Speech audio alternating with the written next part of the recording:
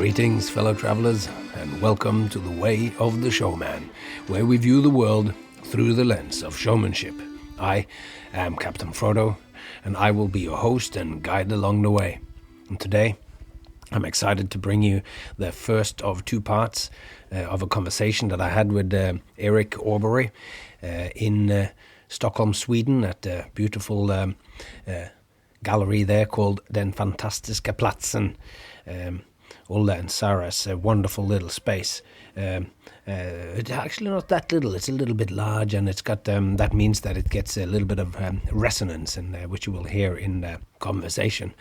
And Erik Åberg has been a long-time collaborator, artistically and intellectually, with Jay Gilligan, who you can hear their podcast. They have a podcast called Object Episodes, and they do some incredible work there. Erik Åberg is currently writing his doctor's thesis about juggling, or as you will hear, it's much more complicated of how to write something which is related to juggling or whatever. It's very interesting, and we go deep into it. But he's an inventor. He's invented strange and beautiful kinetic sculptures, ghost cubes. You can find that on the internet. I'll post a link. And he's also an extraordinary juggler. And I'll post some links to some of his work, some beautiful shows that he does together with Jay, where they have developed a beautiful style of how to present almost exclusively non-verbal, incredible skills, incredible invention. So without further ado, I would like to bring you that interview. And before that, just say I'd love to be able to connect to more of you. So if you want to find out what I'm doing, or find out what's coming up in the next episode or whatever, which is like next episode will be the second part of this interview, and after that we will have a conversation with with Mac King. Mac King is also an extraordinary person, someone who I'd been a fan of for a long time. He's got a permanent show in Vegas and has had so for 20 years. So that's coming up in not the next one, but the episode after that, and that'll be a two-parter as well. But if you want to find out about some of these things, then sign up to my to the Way of the Showman on Instagram. The Way of the Showman on Instagram. When this conversation starts, it's sort of picking up on something that we've already been talking about. Jay Gilligan is doing the sound check, and you hear him snapping and a few things there. And Erik and I are talking briefly about Thales, which is a pre-Socratic philosopher, Thales of Miletus. He's kind of credited with having been the first philosopher that in the Greek tradition. So kind of started off the Greeks there, and it's just brief, but just so that you know, we're just talking about this one philosopher and how he brought in a new way of thinking and a new way of asking questions, just so catching you up. And with that, let's jump into the world of ideas with Erik Åberg. What was the question you had then about Thales? No, I was just, it's such a crazy shift, right? Everybody's looking out in the world and they're like, it's the god of fire, it's the cloud man, it's, we're coming from the stars or whatever. And then comes this idea that, like, hey, let's have a look what's out there and see if we can describe it more, in terms of what we can actually decipher about the world. Yeah. It's such a shift. It's a huge shift. Yeah. And I think that's why he is like, this guy Ian McGilchrist that I really like, he really has a bee in his bonnet about Heraclitus, the guy who said it's like you can never step into the same river twice. He's, as far as he's concerned, he's like the forerunner to Henri Bergson and Alfred North Whitehead and process philosophy. Like, he sees a lot of that there, and he sees a lot in him. But with all of those early ones, they don't have so much. It's all fragments and little bits or whatever. So, and it's not that they think that I don't see it as in that Thales from Milet or whatever, that he had a specific thing that we go, oh yeah, he just solved it. It's more that he he's asking the questions in a different way, or he's found a new way to ask questions, or so, which I think is the big shift why he is on the map, or so. Mm. And Well, I didn't have any other concerns or anything. no, It was but just a broad question.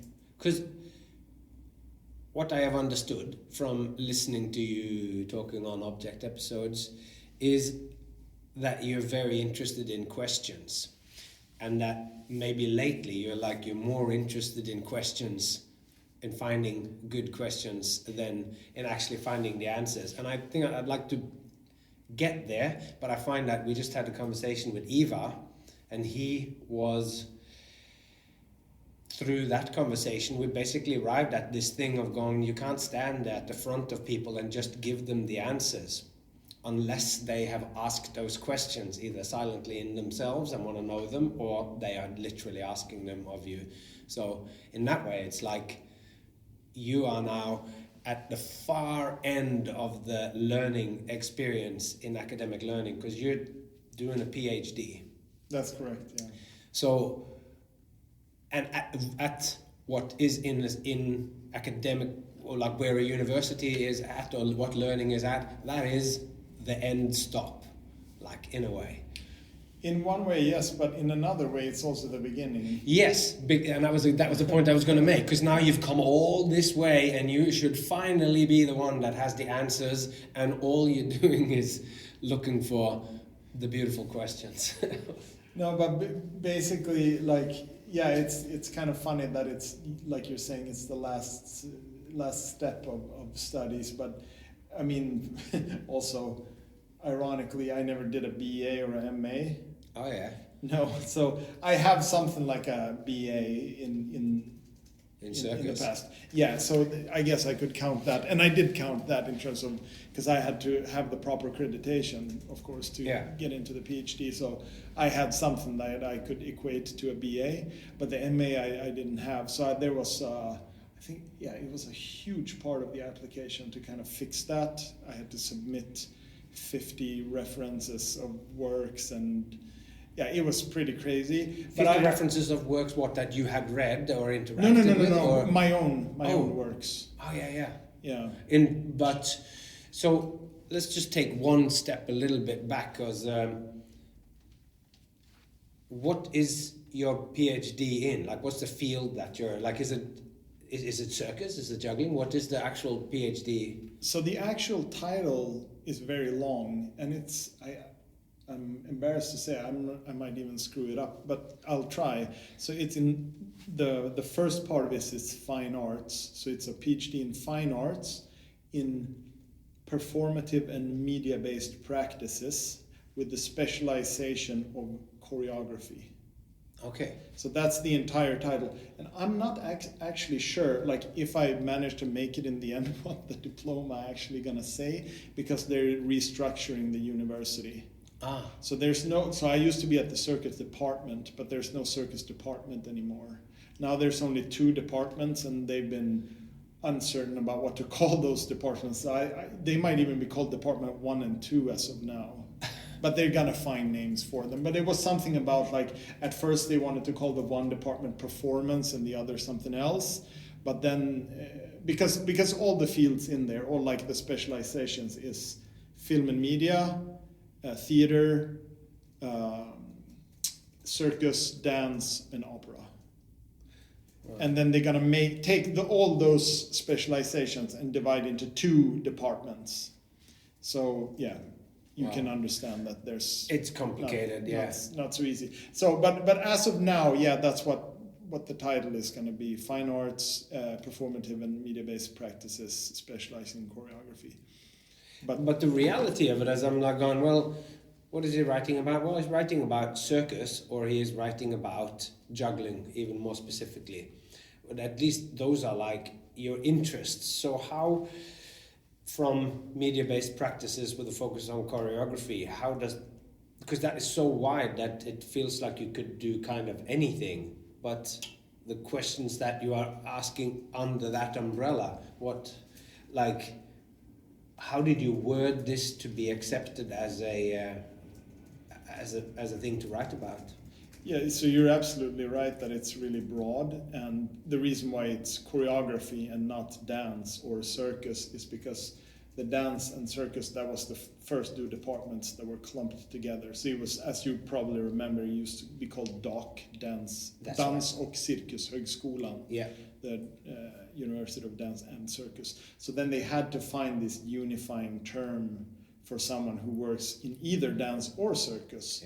And that became, there's choreography in both, because you could have that idea to exist in circus and also in dance. So that's why it's choreography, and that's the specialization that I applied to.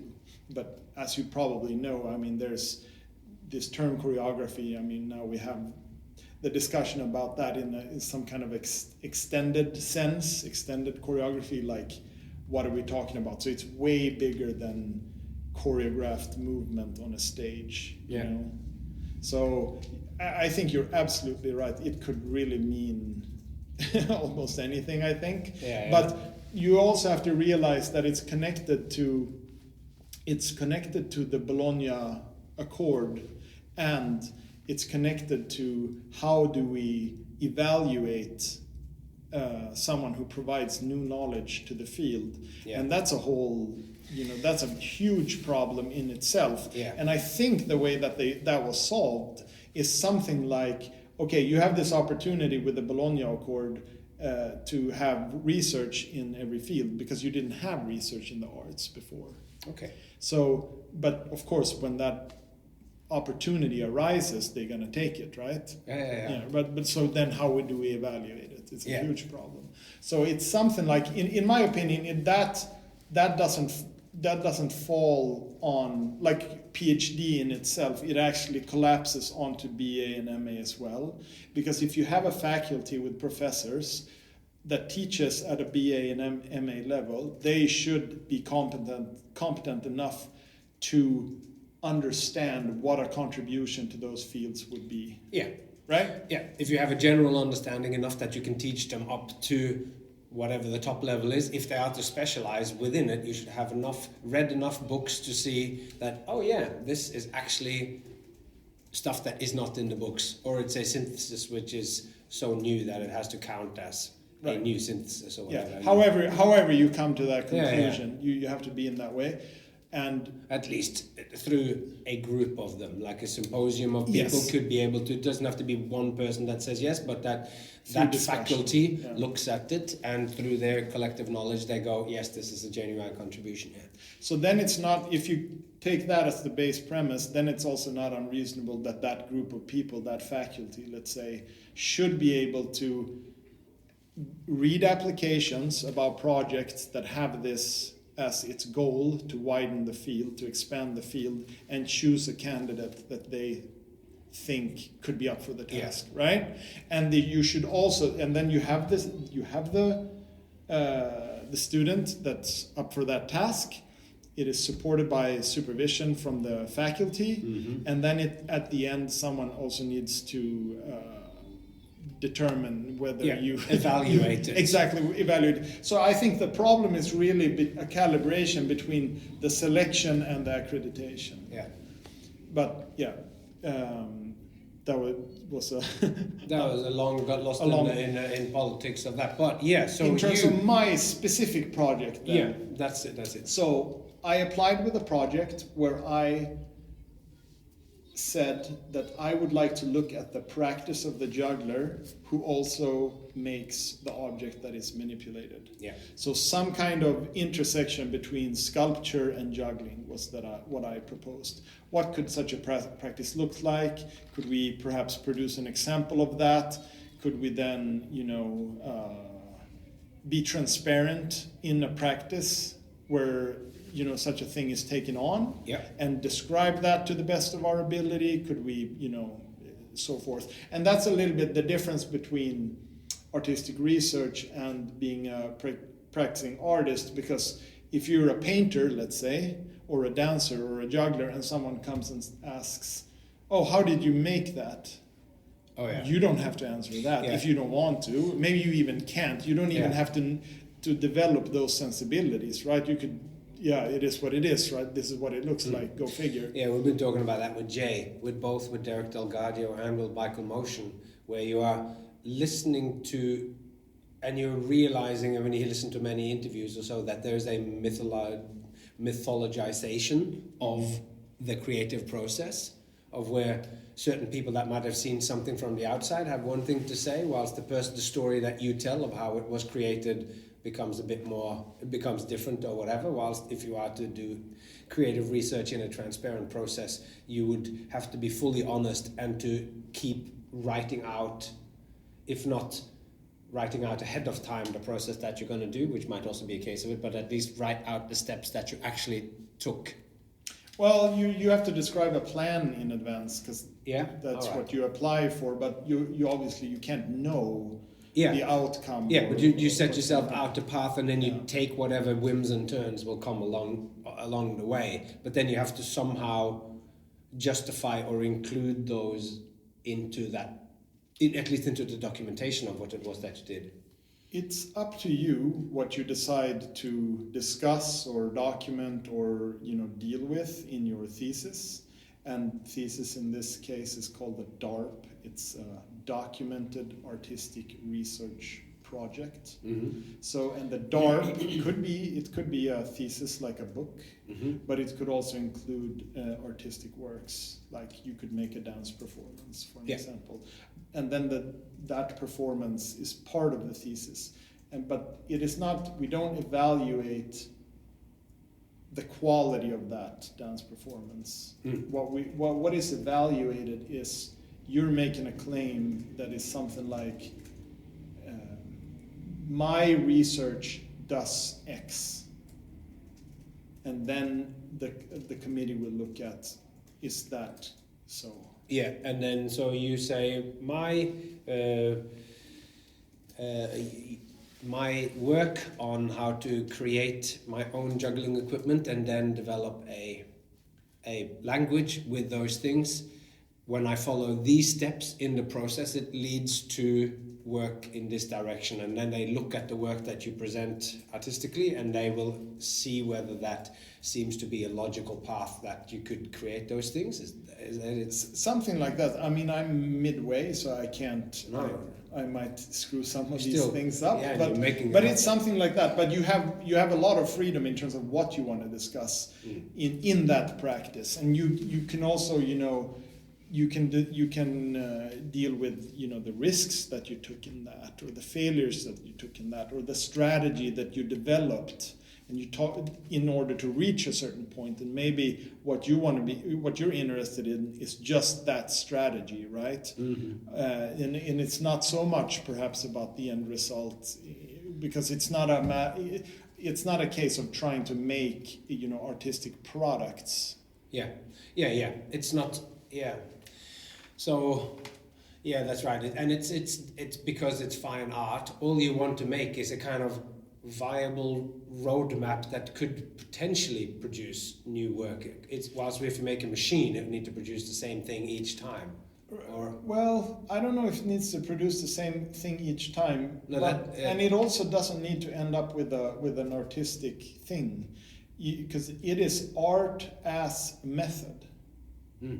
So it is art, art making is a method to accomplish something, but that could be anything. If you want to use artistic means to investigate, I mean, I don't know, I don't want to pull a bad example out there, but it could be something that isn't art. I look at how people, interact in, patterns of interaction, something like that, right? Settings, and I use artistic means to investigate that. Then it is an artistic practice. So this, like when you're saying a method, it could be like when we talked to Eva and we talked about a meditational practice, that failing at meditation, like you sit and you try to calm your mind, or you try to and it's almost like somebody a long time ago worked out that if you sit and try and do that, you realize that you can't. And then you just sit with that continuous failing of that and learn how.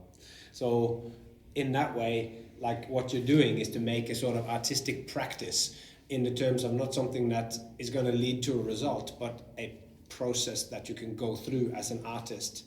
And yeah, I can't actually say how should I say, how successful you have to be. Like, could you produce an example of a practice that leads to some kind of failure?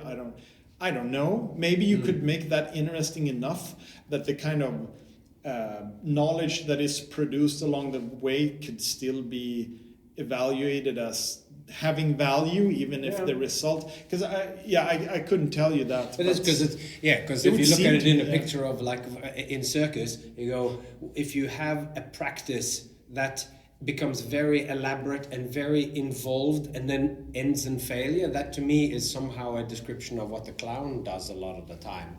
Like, so turns out this is a valuable practice for the clown, to go all the way to the very extreme and you're touching on the sublime, and then it all somehow falls apart and then the pants fall off and it's the end of the act.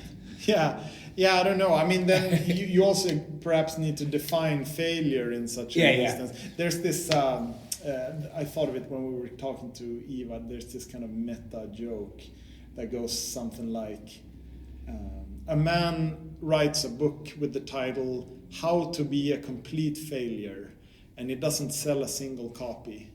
Isn't that then a great success? Yeah. Which then would be counter to what the title says, right? Yeah. So the book has failed because it is a failure itself, which means it succeeded at doing the thing. And now that's like Gödel's criticism of mathematics as well, like and this thing that I like the statement, I always lie. That's also a thing that implodes on itself, because if I always lie, then I lied now, which means that sometimes I tell the truth. So it's that same kind of recursive loop of a book that's a failure that actually succeeded in its thing, possibly better than it would than if But to tie back to where I was describing the project that I applied with. So I applied with that project, the juggler and the sculpture, some kind of meeting there, and like, what's that practice? What I wasn't informed about when I started actually was that you can kind of switch along the way if you want to. I thought that this project that I applied with, you actually had to realize it, but you don't need to do that. Although I don't know if anybody, kind of switches on the spot. As soon as they're inside the door, they're like, I'm going to do this. I don't know if such a thing has happened. I do think that most people, they start with what they applied with. And they are actually interested in pursuing that question. Yeah. But, I mean, if you think about it, it makes perfect sense that you have to be able to change along the way, because you can't possibly know what a 5-year process, what kind of questions you're going to have at the end, and you don't want to waste that chance of actually discovering something that's more interesting than what you thought in the beginning. And also you would, if it genuinely is true that you are seeking out something new and you're walking down that path, then you don't quite know what it is that you're going to find. You're not just sketching out something that you've already worked out. You're genuinely looking into it. So you might find new avenues and new ways to explore it that you didn't think of before it started. So it makes sense. Yeah. But have you refined your search, or like? So the way that the research is structured is that you have seminars along the way. You have a 30% seminar at 30%. Yeah, I saw that. 50% seminar. You have 80% seminar, and then you have a final seminar, and then you do some stuff in the end. So. And just unpack that a little bit. What it actually means. What did you do in your 30% seminar, for instance? What was the goal? And since I kind of watched that, so I could have something to ask about there. Yeah. So in my case, I already had some kind of a case study of a juggler who works creating objects in a studio and with tools and materials and such. So I had a practice like that already when I began, but I had never tried to, explain that practice or reflect on it or it was more of a, like, how you work kind of intuitively and you kind of do things, and maybe you have an idea and then you do something else, and then afterwards you might kind of post, how do you say? Retrofit. Yeah, exactly. And be like, oh, I did that because I know this, but...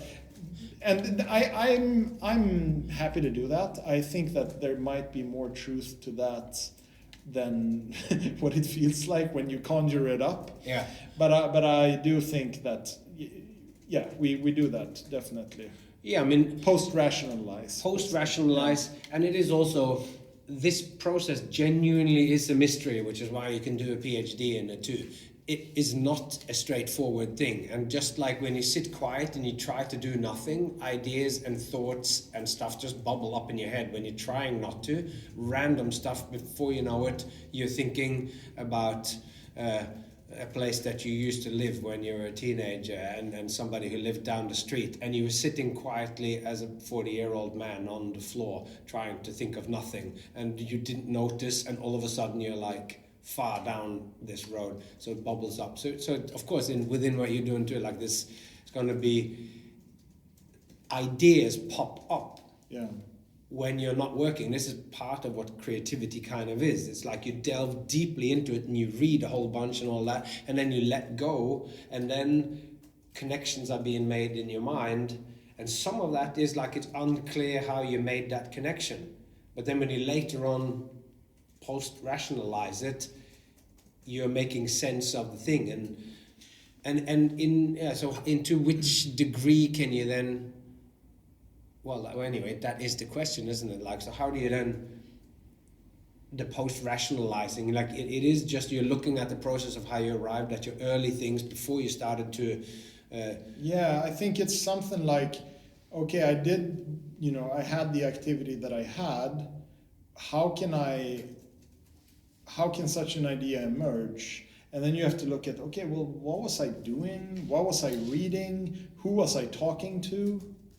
And then you realize, like, oh yeah, I was collaborating with this person, and they talk a lot about, X. So even if I can't, draw a straight line from that conversation into what I was actually doing, I could still describe kind of the earth, the soil of where these ideas grew. And like, for an example, me, I was deeply immersed in circus history and juggling history and the the thin literature that exists in the field of juggling. Like, I had gone through that, and I had a lot of ideas about that, and I had a lot of, you develop something like a relationship to something if you've done something for a long time, and then suddenly you find out, like, for an example, why the object that you've used for hours and hours every day,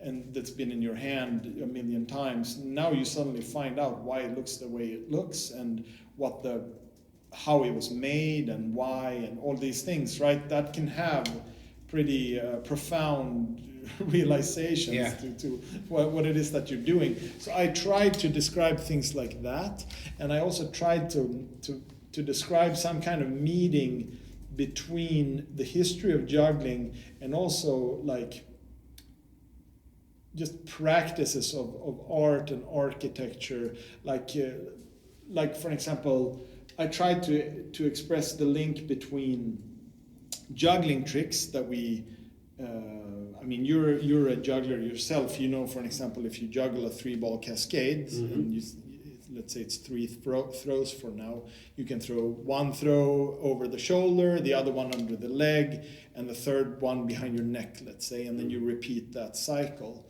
And that's a way of working that jugglers it's like ingrained in juggling culture now. It hasn't been for that long, but I think it's a very common way of working, is to, like, break down what you do into components and see how you can kind of mess around with those components. Yeah. So I was looking at that, and I was looking at that in terms of geometric shapes. Like, how can I take components that are geometrical and, like, mess around with them in structurally? And what kind of results appear then? And, like, what is that like in terms of a sculptor doing that? and kind of relationships like that. I thought that was interesting for me. Yeah. So just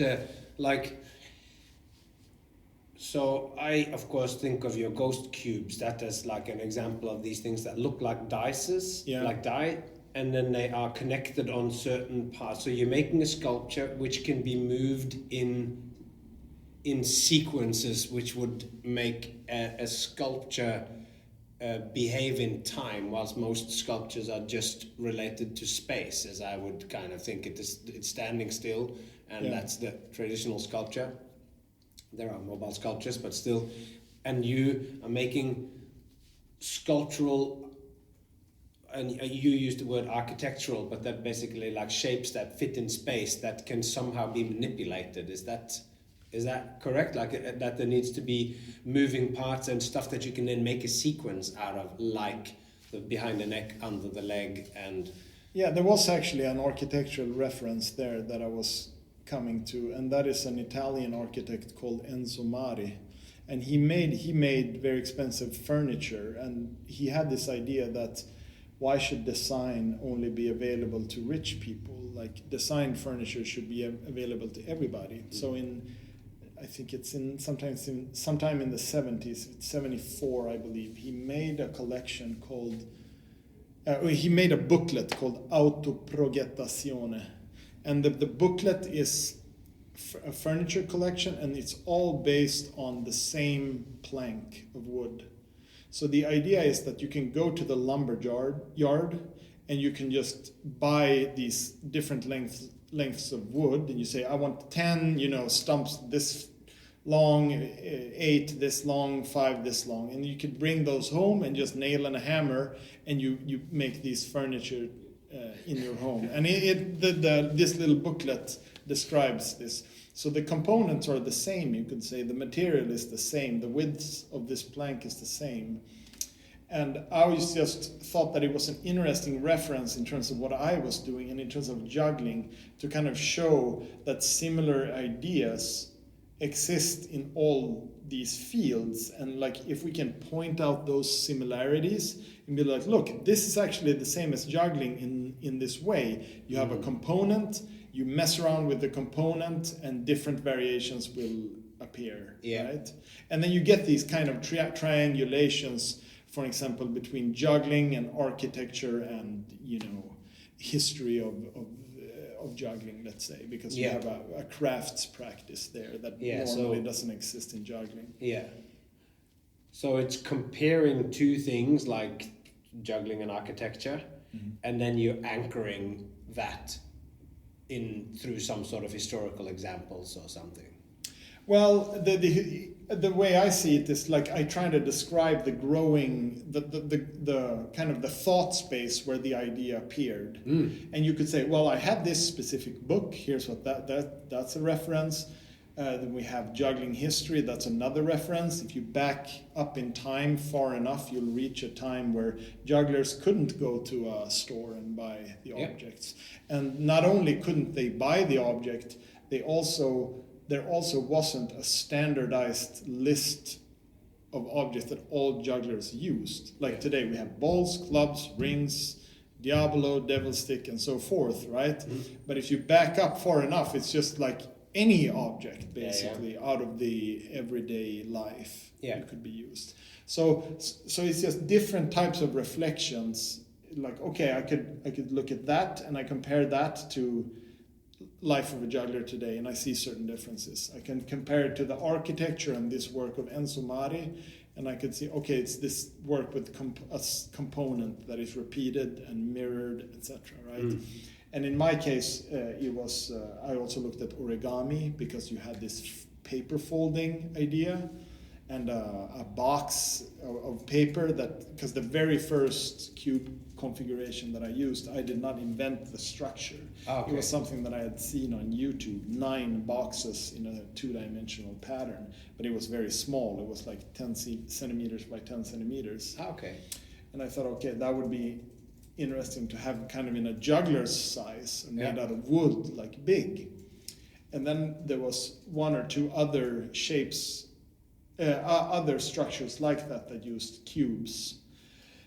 the conclusion then was, and again referencing juggling, we know that when you have the possibility of variation, it's not going to be 3 variations. It's going to be a million variations, right? Yeah. So I intuitively knew that immediately when I had 3 or 4 or whatever it was. I was just like, okay, there's going to be a plethora of possibilities here.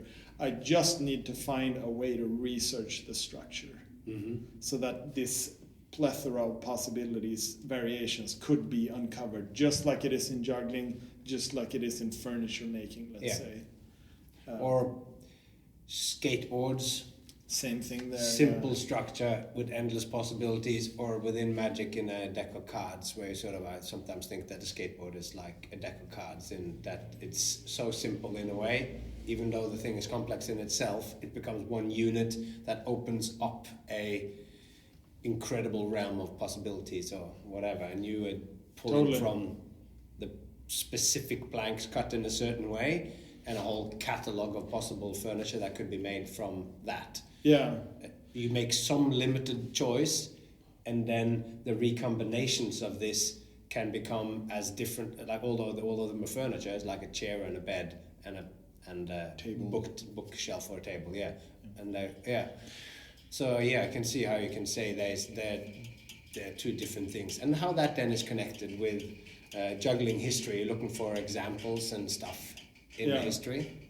Yeah, I mean, for a second, we're not going to spend too much time on artistic research, but just for a second to explain that then, because now in our conversation now, we had, many references, origami, magic, skateboarding you brought up. Yeah. So one, I think, important thing there is, which of these references do you choose to describe this process succinctly? Maybe you don't need all 10 of them. Maybe you choose, but for me, the most central thing was origami, juggling history, and, architecture or something. Yeah. I mean, because that's the thing. If you want to write exhaustively about something, you need to limit it very much.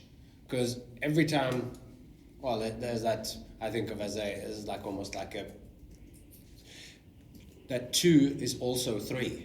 Like you have one and then you have the other, but you also have the relationship between those. And just when there's just 2, there's still then the single 2 individuals, and then there is the 2 of them as a unit or whatever. So every time you add in another, it's also like skateboarding, then now just that's going to be another huge process to try to get your head around to encompass all that in. So it's good to keep it small if you're going to write something about it. But I do know from my own writing, which is no one is posing any limitations in that, and then it's sometimes very nice to be able to just say, and it's like this and it's like that and it's like this, and you're going, but when you fully combine these 2 things, like I have an ongoing thing about that will be maybe the season 5 of my podcast of the act as an organism.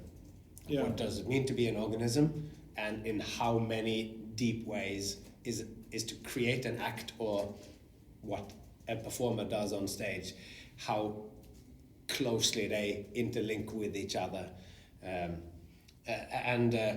that's become like the thing, even though I have other analogies of what an act can kind of be, but looking at it from biology point of view, I see they behave like 2 very similar phenomena, so whatever. But that's beside the point. But I think that's somewhere around there. That's what my 30% seminar was about. I had this specific case study of the ghost cube, how that was made, which references do I choose to most effectively describe that process, and also my state of mind, what made these ideas emerge. For me, it was so easy to see that there was a million possibilities. It was so easy to see, even if these cube structures that moved, the earliest reference that I have, I think, somewhere in the 60s or 70s. So they had been around for a long time, but they were stuck at 3 or 4, And then I come around and immediately, a million. Yeah.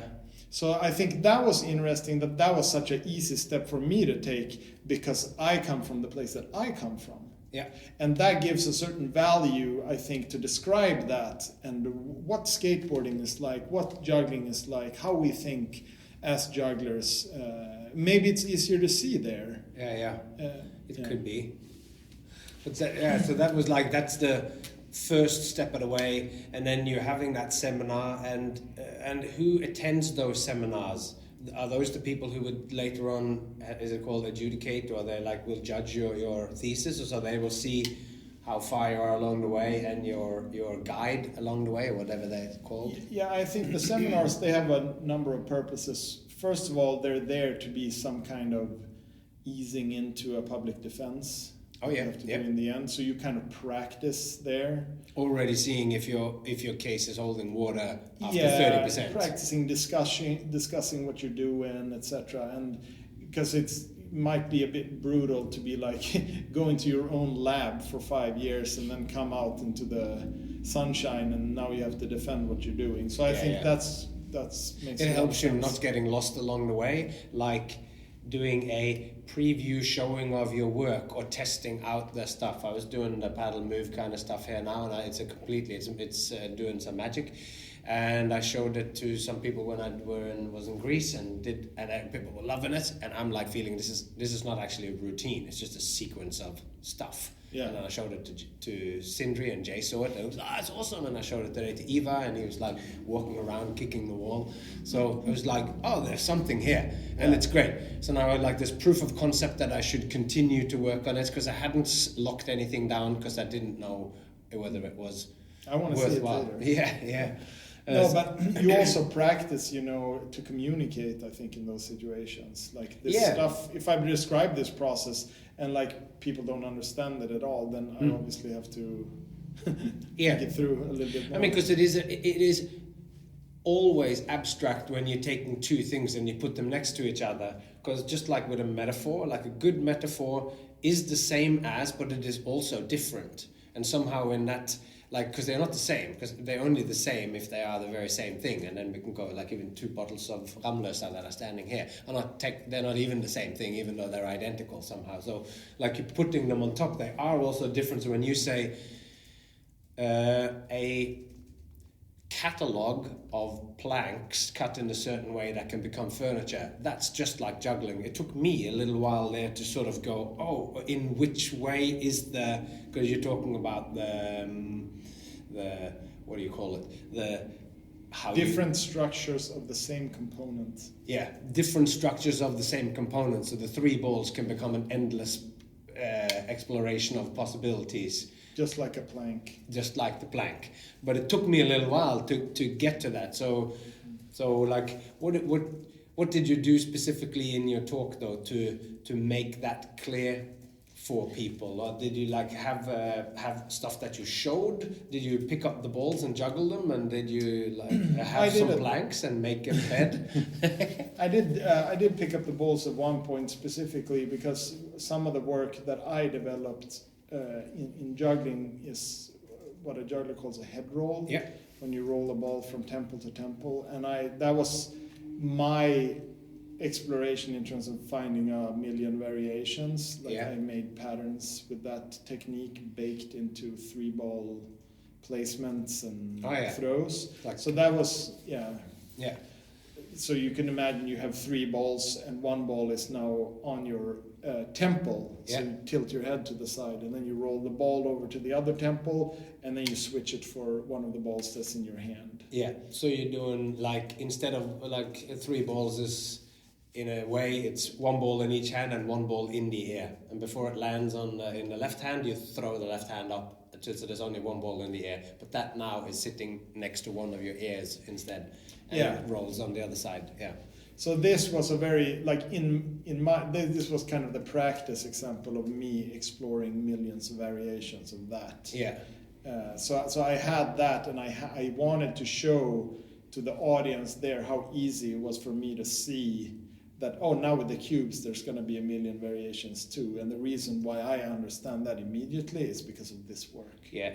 And it's because you are, through your work as a juggler, first through N+1 toss juggling man who throws and catches more ball or whatever, and then through your specific engagement with Headrolls, which was, as far as I knew, a relatively unexplored thing, where I thought that was like, oh yeah, you roll it back and forth, that's that, and then you do the next thing. So you're taking an unmined point of juggling and exploring it. So that all of that meant that you have some underlying ability to see a pattern that most people then don't see. You see the fundamentals of a trick, and that if these conditions are met, then there are multiple, potentially endless possibilities. So you're like making a case for that, and also arguing that this is the case, that one can see this kind of parallel, but also is it also to how for people to discover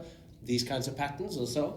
I mean, I did it specifically to show the link between juggling and sculpture, and specifically a sculpture practice where something is being created using components, and I wanted to illustrate that link. But not so much as in how to find links like that in the world. It was so that the practice is not to discover how multiple things can be exploded. I guess I didn't press on that specifically. Of course, you can come to that conclusion, like, yeah, this could be a strategy that anybody could use as kind of put on those goggles and look at the world, right? Sure, there was that idea, but I wanted to describe my case specifically. You found a specific case that's relevant to you. I'm thinking of this because I just was writing a bit about metaphor and whatever, about my own strategy to discover these things is, I think of metaphor a lot. It's like seeing two things that are not the same, but there's something about them that is the same, and the differences is telling you a whole lot of new information. And as I was doing that, I just came across this quote from Aristotle saying that there's like the greatest wisdom or so is found through metaphor. That's the deepest kind of thing. And this is the kind of where you find wisdom and genius in these kind of things. But how for people to find living powerful metaphors, this is impossible to teach. So I saw that kind of thing and I kind of went, really? And then I know Aristotle said that, but I'm going to try to shape my idea of how you discover those things anyway. But it's very similar now, and I see links anyway with that. I think it's something like, how do we abstract out ideas from concrete activities or things we see in the world? And that might not be so easy, right? No. If I say like, here's a sculpture and it moves like this, and it's just I've been repeating these base components, and then people go, maybe I don't see that. But if I give 3 or 4 examples where the common link is variations in the structure of components, maybe then that in that series of exhibitions, maybe that idea can be abstracted out and people can understand it. That's it. So you're giving many different examples, hopefully will then allow them to see the commonality between many, which are also unrelated, but when you make just 2 things, maybe the thing which is the same is harder to discover, but when there's skateboarding and a deck of cards and all that, and if you have some, at least, understanding of each of those, like the way a deck of cards is used for magic and the way a skateboard is used for tricks, and the sculpture and the planks, then maybe you will more easily see the link, even though they're all also extremely different, but there's still some fundamental principles that are... It's almost as difficult to get to, I'm thinking now, as in, although all trees are different, you can immediately look at it and go, it's a tree. What is it? It's the problem of the one and the many in philosophy, of like, everything is all totally different, and they're going, but still, you can immediately tell it's not just a tree, you can tell which tree it is, even though it's all filled with endless variations and stuff. Absolutely, yeah. No, so it was along those lines that you can't of course talk and show forever, but I had to pick out a couple of things from that process that I thought like, okay, these are kind of key things in my practice, And let's describe those. So that was very much what that seminar, that you've seen it on video. Yeah, Or, I saw it when. Oh, you saw it live? It Oh, was okay. live feed or whatever. Oh, fantastic. Yeah, maybe I have that video, that seminar on video. I should probably put it out as a hidden link or something. Yeah. It would be valuable to see, because of course, it's like, and it is such a deep kind of thing, because it can be confusing, I think, when we're going into so much detail about what you actually did in that meeting, and then we might have to sort of zoom back out again and look at, because then of course your process went on, and you have, where are you at now? Are you at the 50% or are you at the 80%? So yet? now I'm gonna do my 50% seminar, and I actually postponed it. I was supposed to have it now in May, but I postponed it to the fall, so it'll be in October probably. Yeah. So that's where I'm at now, and I had a pretty good, like, I came to some kind of a conclusion on this practice sculpture juggler thing, but there's so much that happens when you suddenly, because as a working artist you don't really have time to reflect and do those things. So since I'm now doing this full time, and you're doing it with other people around you that are also doing this, there's so much that's uncovered that I didn't anticipate in advance. Like, I never really, in terms of, like, if I'm going to describe what's my practice, I don't know if you ever did that for yourself, like, what's your practice? And then you realize that no, we're actually talking about practices, there's many absolutely. of them, and I don't think I really saw all the activities that I have as artistic practices that generate or contribute to art making, and that was a bit unclear to me. So there was a lot of kind of like, realizations like that, like, actually, I've been working with circus archives for 15 years. In my, like, prior to the Ph.D, I saw that work as not as an artistic practice, but I saw that as just a source.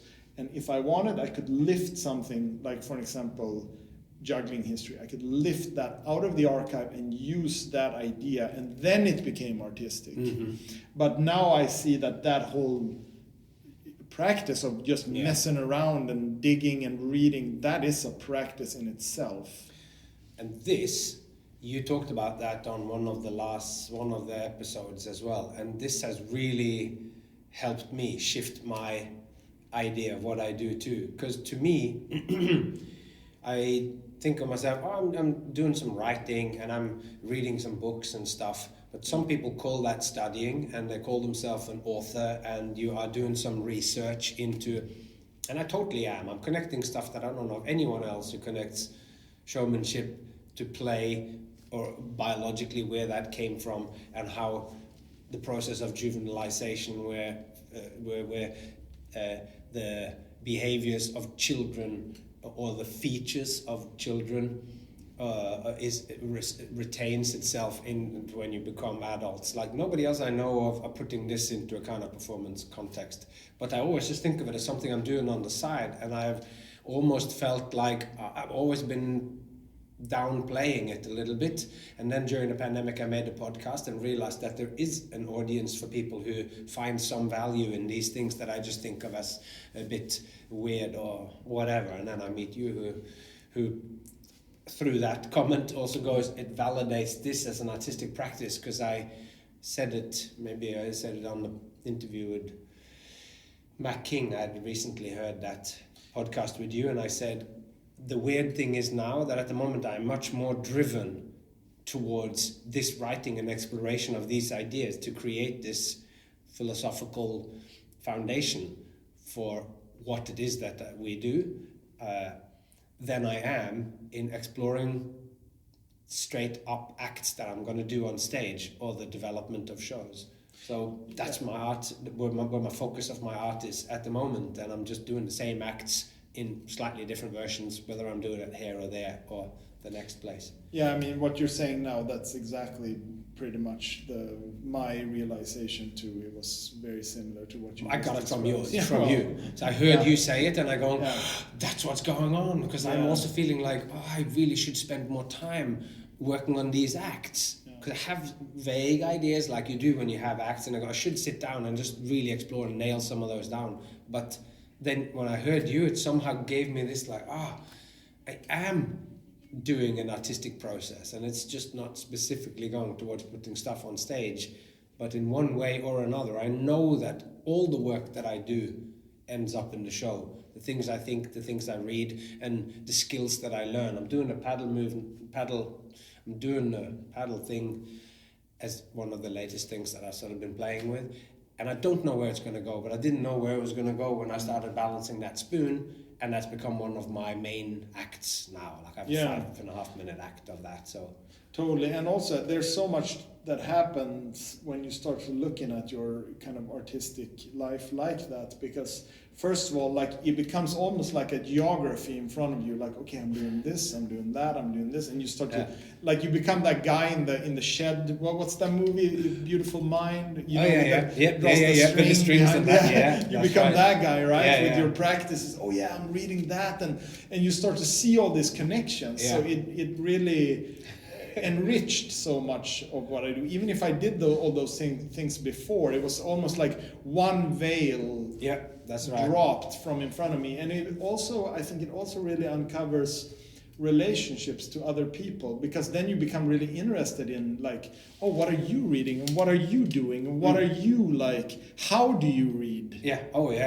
how do you scribble on the paper, you know, how do you, and you all of this stuff becomes so interesting, and you can just nerd down to, you know, what kind of pen do you use, you know, like suddenly everything matters. Right. Oh, you have special pens? I have special pens I use. I have special pens that I use, and I have the type of marker, because I read any book with an highlighter and a pen, and the pen needs to be super fine so I can write in detail in the margins of all of it. And because it's in the margin, then it's, you know, that uncovers something, and like pictures suddenly appear, and it's just fascinating. It's so fascinating, because all of those things help then expand to, and I'm really interested in depth. That depth as a concept, and depth to me has to do with context, how things are related to other things. It's relations. So much of it is that I'm constantly exploring a deep relationship to my craft, a deep relationship to my art, a deep relationship to people and the world and everything, and that means I'm just looking for how all these things are connected, and that's how I've ended up with basically like looking for an ontology of what the relationship between an audience and that is, and how I've ended up with what I feel like is this dialogic structure, and how I now see how that means that if you have the consequences, and I'm saying this leading towards, because a book is also, in my scheme, a show. It's a kind of showing. There's just been a delay, like I do the show and they're immediately watching it and taking it in, and then that's the show creation between the audience and me. But the author is writing something with the intent that it will be read by someone, and in the reading of that, images will come up and they will engage themselves into it, and until it's being read, it almost doesn't exist. It's lying there, but it's only becoming the art through so in creating the book, I then go, an author is also in this, following this pattern. I'm also related to an author in what they do, and then that explains why I can also be doing writing. Totally. And he said that you'd had some similar idea about like how a book is also, or like what was your take on that thing? Well, first I'll say I think what a lot of the stuff that you're talking about now, I think it has to do with precision, because when you look at your activities singularly, like, oh, I'm a juggler, so I juggle. And then, you know, let's say you talk to someone and you're like, how do you do that? Or how was that created? Well, I did it like this, you know. It becomes this very singular thing. But in order to have precision and really get down to, like you're saying, the depth of something, you really need all these perspectives. Like, you really know, I think like this, I write it down with this pen, it ends up in the margin, this picture appears, it makes me think like this, it makes it possible for me to go back to the notes because I did X and now I can, you see where I'm going? Exactly, like, yeah. It's just, all these nuances suddenly appear when you do that. So I think it has to do with precision. Yeah, and it's also this thing that I'm becoming more and more convinced that I was going to say there is no thing. It's always connected. It's always connected to something else. And when you go, so how did you do this? Oh yeah, I threw it behind my shoulder.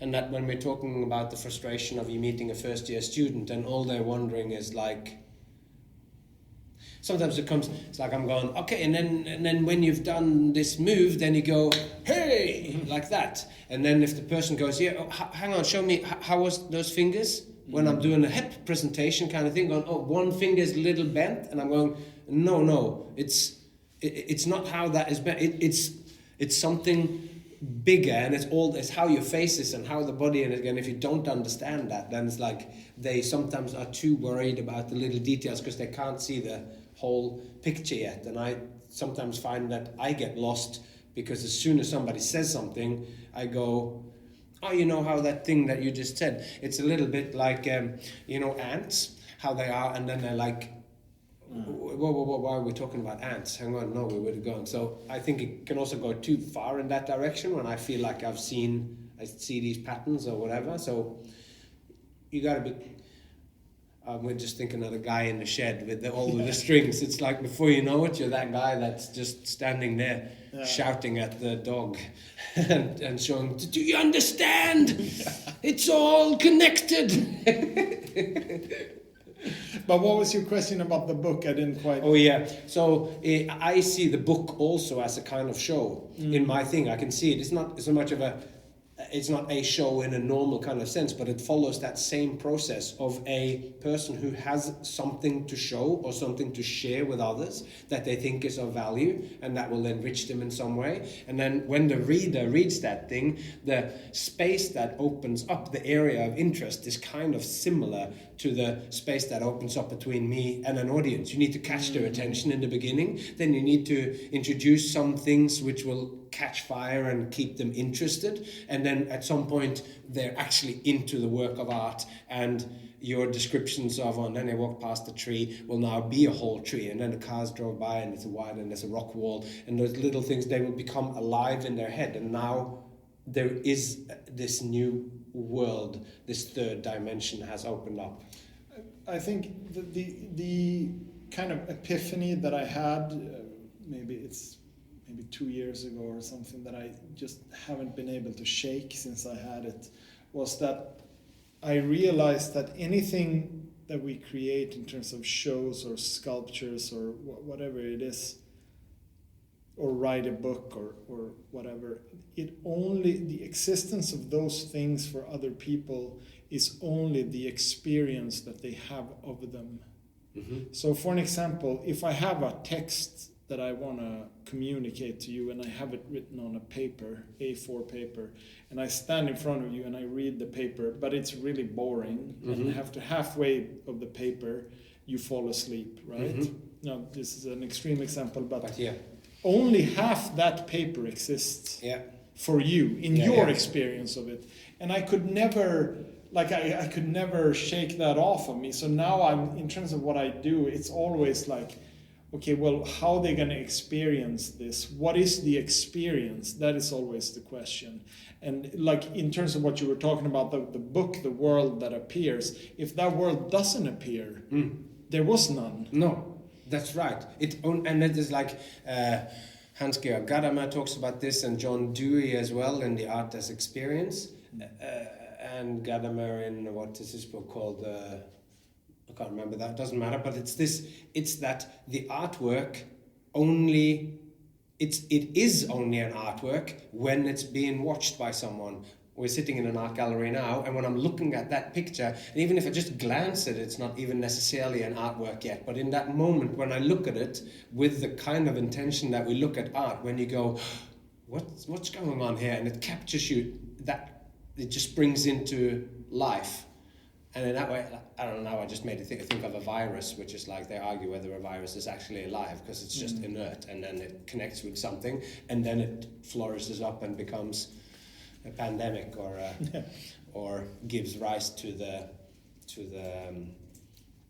mother. What is that called again? It's called the afterbirth. That's in between. So like viruses have done many things. That was my point there. Yeah, I got a bit sidetracked, but yeah, and then. Never mind the virus, but that the artwork only comes alive, and it is only as deep as the experiences that people have had with it. And when that person then writes a review of the thing, now it's more people read about it, and they will think it, and they might go and see it themselves, and then that thing starts to live. Like Philip Glass talking about how when he is doing his new opera, he will always be producing kind of more than one performance at the same time. So this thing is going to open here, and then it's going to in Vienna, and then it's going to open in London as well 6 months later, but it's with a different director and a different orchestra, and so it's like he's from the start, so it goes so that you have two different interpretations, because that first opera might not be understood, but the second one is already in place, and it is we love Shakespeare because there are already 1,000 interpretations of it, or whatever. I mean, there's more reasons than that, but that as long as it just exists on paper, it doesn't actually exist. But the more times it's been shown, the more real it becomes, because the art is the experience of it, or so on. So right. that I'd find that to be really linked to what you say of the paper only exists if it half exists.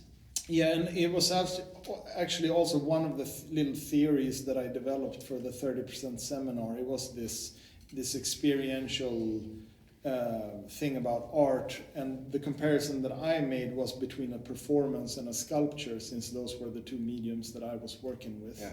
So if you imagine like 3 circles next to each other, but they slightly overlap. Like Venn diagrams, or not like a Venn diagram, because they're on a line. So the two outside ones, they like don't a 3-ring touch. circus kind of. Exactly, Yeah, exactly that. Yes. Yeah. So imagine that, and so what I saw was this question of who owns time in an experience of art. So in the one circle is where you, the artist, own the time. So if I perform for you, Frodo, you're sitting at that chair, you're the audience, I come in here with my juggling balls or whatever it is that I'm going to do, and I go pa-pa-da-pa-da, and then when I'm done, I leave. Yeah. You had no say in the time of the experience. Of that experience. Yeah. It lasted for as long as I decided, right? Yeah. And if you missed something, well, tough luck. Yeah. Tough luck, or whatever, right? If it went on for too long, it's tough luck for suffering. you. Yeah, You're suffering, right? So that I saw that on the one hand, and on the other hand, I saw the inverse experience where you, the spectator, own the time, and that is the situation like we're in now. We're in an art gallery. Yeah. Right. So we could go up to that photo over there or that sculpture over there, and we're now the spectators, and we can watch that sculpture for as long as we like, right? Or as short as we like. That's or exactly as short right. as you like. Yeah. Right. So that's So in that sense, the you own time, the spectator, and I thought, okay, that's really a different situation in terms of an art experience. Am I as a spectator owning the time, or is it dictated by the performer, let's say? And then I tried to, why the third circle there that intersects the two, that was always a third. When there's two, there's always a third. Yeah. So I tried to imagine some kind of shared space that could have perhaps be like a workshop or a lecture where there's an exchange, right? Where I show you something perhaps, but you could go, oh, wait a minute, what was that thing with with where you rolled the ball from temple master to temple? class or something, or like even when you were talking today, you said, I was at this seminar, but then we're hanging around afterwards for the real seminar, because when you deliver it, everyone is stiff and you got to say all the correct things, and then afterwards you go, what was that deal? And now, to me, I would think of that thing in the middle. It's like it's a dialogue. It's when you, as the show person, you show something like that, but then if the audience genuinely goes, whoa, whoa, whoa, like say you did the magic with the paddle and something is appearing and disappearing and somebody goes, I just did an example. I did this. I played the musical saw when I played in a refugee camp a little while ago, and I did the musical saw, and one guy in the audience, some Palestinian guy, just had his mind just melt and thought, because I'd done some magic first, and then I did the saw, and this guy just got up and came into the space and grabbed the saw and grabbed the bow, and I was like going, oh, this is a bit sort of full on, and we got a large sharp instrument in our hand, like an instrument as in like an object. And I was like, oh, this is like, what's going on here? And then I realized that he's like going, oh, he just needed to somehow try it. And in any formal performance that I would do normally, this is totally out of bounds. But here we're all sitting on the same level. It's a very relaxed performance. I'm not speaking probably because people speak Palestinian, people speak Syrian, and I don't know where everyone comes from. People are from Congo and all this. So this guy comes up, and then for a moment, I realized he just wants to try, and then he comes up, and I'm going talking in English, because when I talk English, then the rest of my gestures and everything falls into place in what it is that I'm saying. And, oh, you want to? And I sit him down and I make him hold it, and of course he can't get any sound out of it. And then I stand behind him and I'm squeezing on the saw, and I'm going, it's like this, and then he goes, and then finally he clocks on, and now the saw is bent in the right position, but it's way too much tension, and I'm trying to undo it, and I'm going, and then by the end he actually makes a noise out of it. And that to me then is an example of when I certainly had an agenda in what I was, but I was pretty much done. By the time I had played that end of that song, and I go whoop with my thing, and there's a bit of an applause, that was the end of that bit. But then he stepped into the space, and allowing him to now he owned the time, because now I was needing to wait until he had done enough. And when he had done enough, and as soon as he stood up, I threw some confetti, and that was that moment, and I got the time back. But yeah, maybe that's this sort of, it went from being presented just by me and they just had to listen to he took over, and it was just one person, but then it changed the game completely, maybe. Yeah, I think it's really interesting. Then when you have those three circles in front of you, then you realize like, oh, actually, you know what?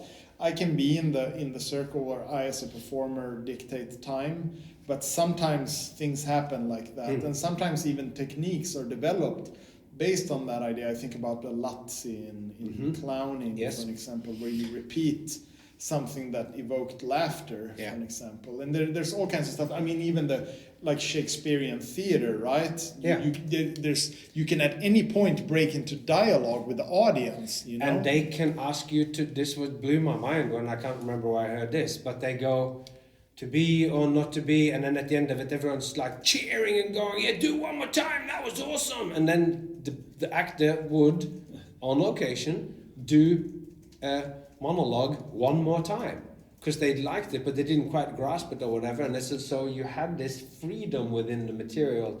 But what I thought now though, because I think in a similar way to you, so these patterns of this three-ring circus of who owns the time now becomes a tool that I can think of during the performance. Because to me, this is what's valuable with the second season for me, with the second season of looking at the ontology of what we do, and that whole second season of trying to scratch out what is actually the way of the showman. It's a way to approach what I do. And this is what I think about art and entertainment. And I have all these things, when you put it in one long big thing, then that to me starts to explain how do you come up with your acts. And I'm seeing the similarities, even though it's quite different approaches, but I felt like I needed to write all of that, which was about 140 pages of text that I read out over 40 episodes or whatever it was. Mm-hmm.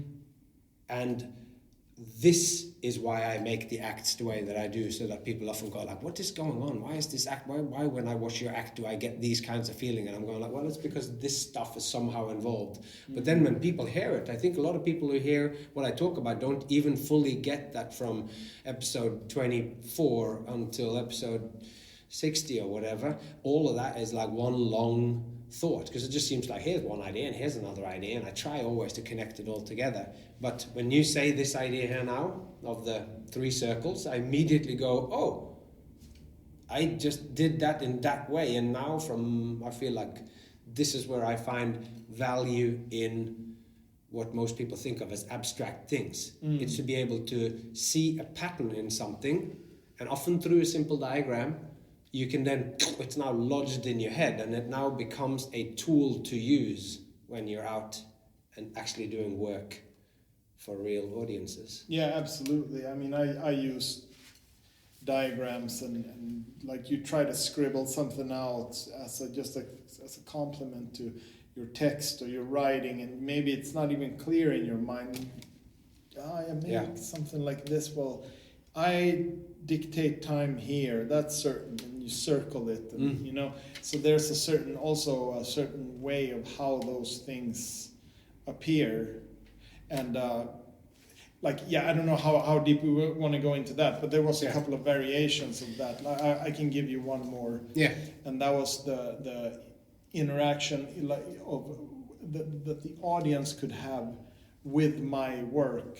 So since I was interested in sculpture, so I was thinking of it as a development that, okay, either I can make the sculpture and I show them. Mm-hmm. That's kind of step one. They see the sculpture. So it was I drew an eye there. Yeah, they see the sculpture. The next step is that they interact with the sculpture. So they get to touch the sculpture. Mm-hmm. And the third... So you draw a hand. Yeah, I drew a hand, exactly. Mm-hmm. And then the third one was that they also get to make the sculpture. Oh, wow. And that was kind of the artistic... argument for why I wanted to make that set that you could click together, because it was a third dimension of the experience of that artwork. Yeah, you're quite detached. It's like the eye is touching it, but that's like the least participatory thing you can do. The next thing is that you're actually touching it and interacting with the kinetic sculpture that you've made. The cubes are moving around and you're going, that's amazing. And then the next one is one more level of participation. Yes. Because you're now maybe first building the one that you have built, but then you start to explore. If you start to go, I see. If these are open on both these sides, that means it can flip like that. And then I make my own. Yeah, and you could then convert the activity of juggling into an art experience, right? Where you get to watch the juggling, you learn how to juggle, and you create the juggling, and you can see that also as an experience from a perspective of creation, I think. So that you can draw many parallels, and this is what I really like to do, is when you can uncover all of these things that we do as artists and see them from different perspectives. And that's actually something that I thought you said very nicely on one of your episodes, this taking that outside perspective of something, that you kind of leave yourself and you look into what you're doing from some kind of outside. And I know, just like you, I'm a big fan of Sam Harris and listen to those podcasts since forever. And that mindfulness idea, I love thinking about that in terms of art making. Yeah. I mean, it's that's right. That idea that you are seeing yourself, for instance, the one that's most salient to me within that is learning to see that the emotional state that you have now can also just be turned off.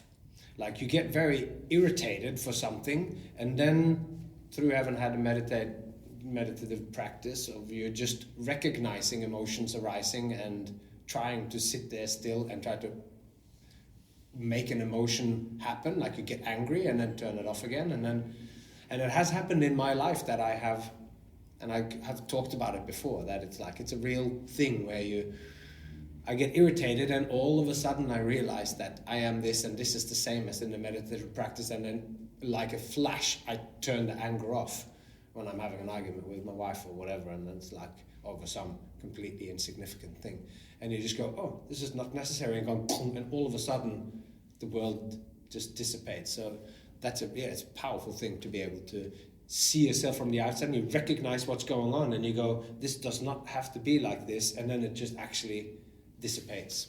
Yeah, and it's very similar to that shifting of mindset in terms of your activities as an artist. Like, Oh, of course, I always saw juggling as an artistic activity, but I didn't see archive as one. And then you shift once you made that perspective shift once, it becomes easier to do that with everything that you do. So, if you have the energy for one more example, I can do one. Yeah. Let's do one more example. Absolutely. Yeah.